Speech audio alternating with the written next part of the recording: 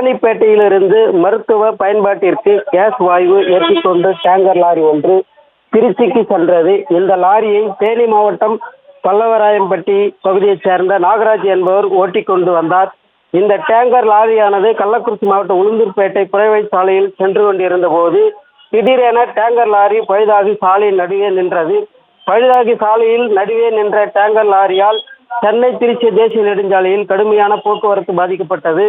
பொங்கல் பண்டிகை கொண்டாடுவதற்காக சென்னையிலிருந்து தென் மாவட்டங்களுக்கு ஆயிரக்கணக்கான வாகனங்கள் சென்ற நிலையில் பழுதான டேங்கர் லாரியால் கடுமையான போக்குவரத்து நெரிசல் சிக்கியுள்ளன.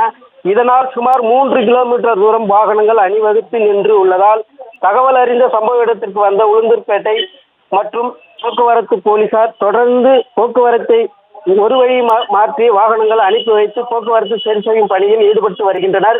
மேலும் பழுதாகி நின்ற டேங்கர் லாரி மீட்கும் பணியில் போக்குவரத்து போலீசார் தொடர்ந்து ஈடுபட்டு வருகின்றனர்.